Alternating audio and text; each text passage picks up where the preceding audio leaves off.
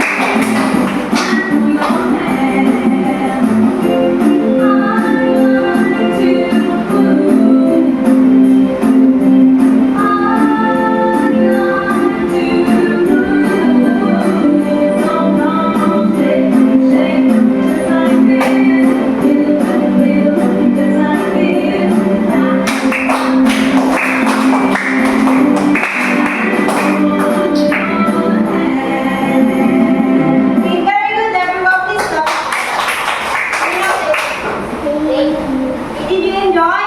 Yes. We are ready now for our new topic. Yes. Okay. So I have here activity for grade 5, and for grade 4 we will have a discussion about the major functions and the major parts of the organ. Okay.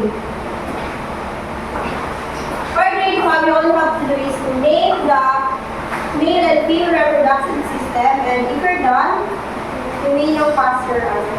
Okay? We will proceed to our lower discussion, and we'll discuss the main functions of the major parts of the organs. So what are the main functions of the major organs? Brain, heart, lungs, stomach, intestine, liver, kidney, bone, and So muscles. those are the main functions of the major parts of the organ. So when we say brain, it controls the center of the body, okay? When we say heart, it pumps blood to the different parts of the body. Lung, it provides oxygen to the blood and gets rid of carbon dioxide. Stomach, it breaks down foods into tiny. So when we say intestine, it absorbs the nutrients from the food we eat. So liver, it is reduced bile that helps in digestions. Kidney, it filters the blood. So the bone, it protects the internal organs. The muscle makes the body move. Okay, did you understand the main functions of the major parts of the organ? Yes. Okay. So what function that pumps to the blood? Heart. Okay. How about breaks down into the foods into tiny Stomach. Okay. So now that you are already know the different functions of the major parts of the organ, we will have a group activity. This is will be the group 1 and group 2. You are going to do is to unscramble these letters to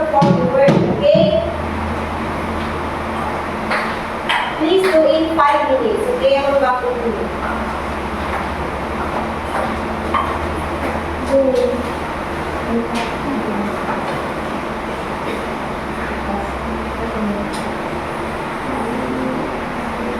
are you done, class? Please pass your paper. Okay, so for our discussion, I will be discussing the parts of the reproductive system and their function. This is for the male reproductive system and this is for female reproductive system. Okay? So the first part of the reproductive system is the okay. Listen everybody. Produce sperm cells and Secret testosterone and the primary male sex hormone. So number 2 is epididymis. It is stores and matures sperm cells produced by the testes. The third one is vas deferens. When we say vas deferens, it is tubes that transport sperm from the epididymis to the ejaculatory duct during ejaculation. Did you understand? Yes. Okay. Number 4 is seminal vesicles. It is glands that produce seminal fluid, which nourishes and protects sperm. Number 5 is prostate gland. It is secretes milky fluid that helps activate and propel sperm during ejaculation. And the last one is Cowper's gland or bulbourethral glands.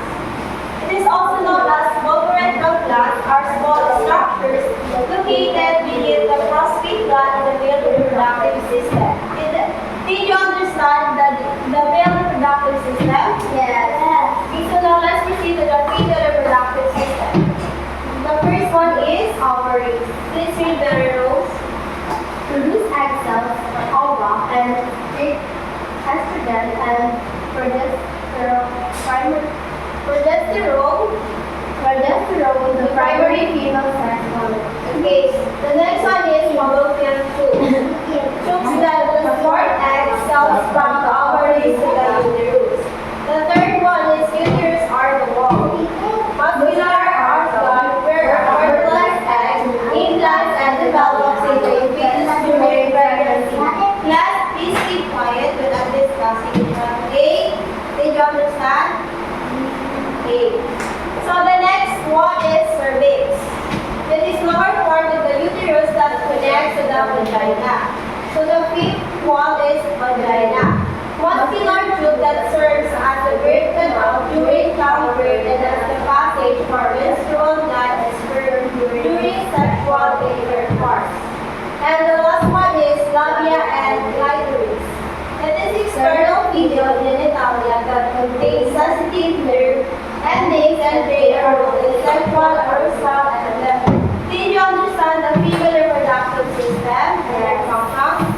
Okay, please enumerate the male reproductive system. Mary Rose. Epididymis, vas deferens, seminal The vesicles prostate gland, Cowper's gland, and for the female, ovaries, fallopian tubes, uterus or womb, cervix, vagina, labia, and rectum. Okay, thank you very much. Please clap your hands for Mary. So, I think you are already know the importance of this. So now you are going to study this figure, okay? Because we will have activity later.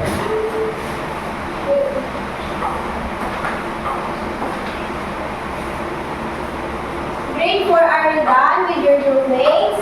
Yes. Okay. So what do you think is the answer for number 1? Gray. Group 1. Gray. Group 1, did you think that the answer for group 1 is correct? Yes. Okay, the answer for group 1, for number 1 is gray.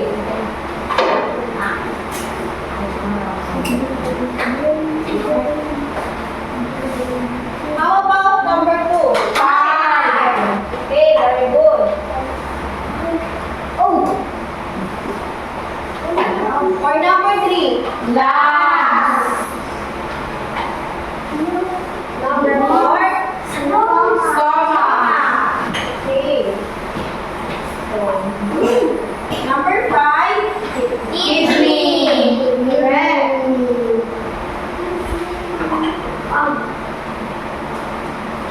Number 6. Bone. Are you sure? Yes. Okay.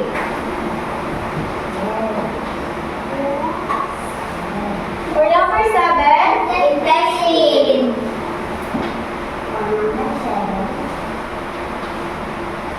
Number 8. Muscles. And lastly, Liver. okay, please clap your hands. Group 1 and group 2. Did you enjoy? Yes. Okay, very good.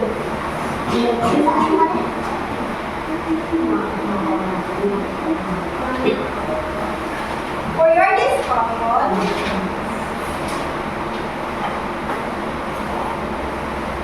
I am here as part of the human anatomy. So what I will going to discuss the main function of the major part of the organ. So class, can you circle the major parts of the functions? Okay, Trisha? All of the main functions of the major organ.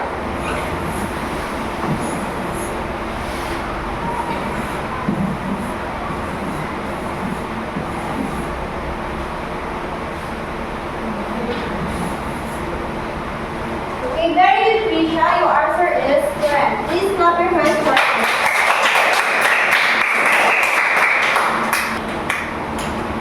So those are the main functions of the major organs, the parts of the organ.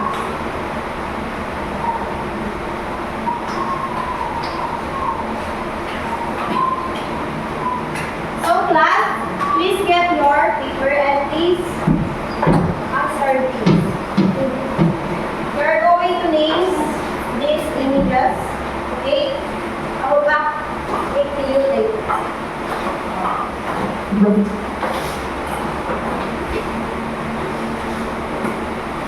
So grade 1, are you ready studying this image? Yes. Okay, so now we will be discussing the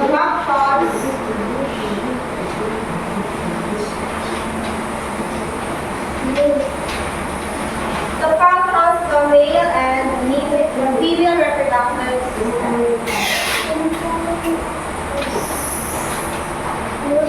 Quiet.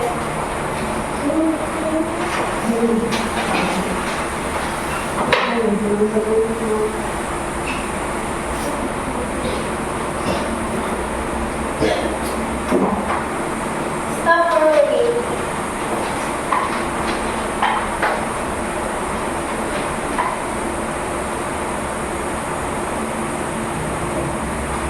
Okay, class. So these are the functions of the male and the female reproductive system.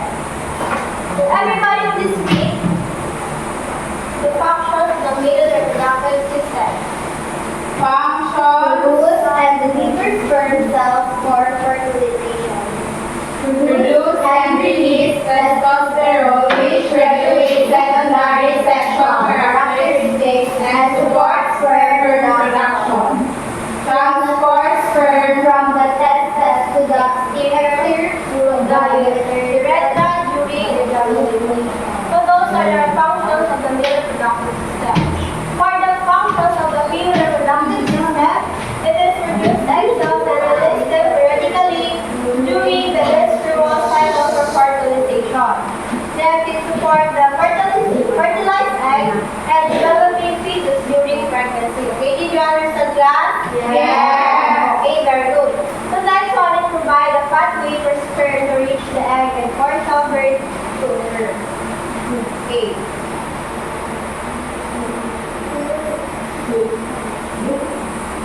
So now you will be answering this activity.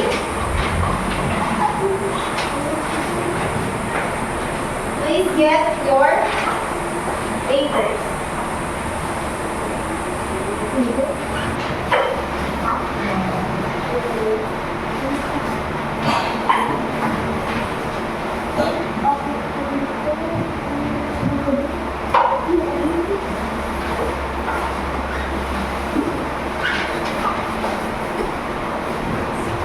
You are going to label the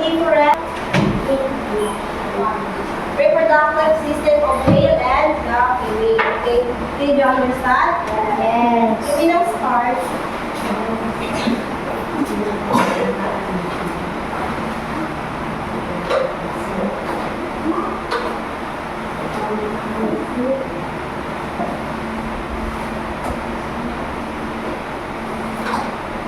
So class, are you done with this? Yes. Okay, let's check. Who wants to answer number 1? Yes, Nika? It is? Kidney. Okay, very good. Number 2? Intestine. Number 3? Lungs. Number 4? Stomach. Brain. This is brain. Brain. Don't get confused with this. It is brain, okay? And lastly, it is? Heart. It is pumps the Blood. blood. Okay. Very good.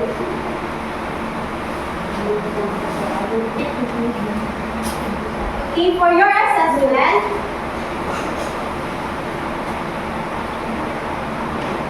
please pass it and get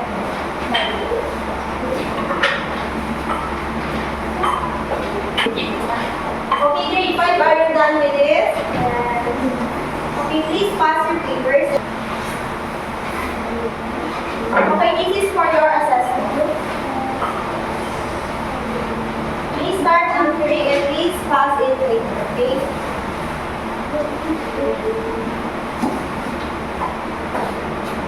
Everybody, are you done with your assessment? Yes. Okay, for your assessment, what you need to do is to write the learnings that we gathered from this for this morning. Okay, did you understand? Yes. That's all for my discussion and see you on next meeting. Okay, goodbye everyone. Good.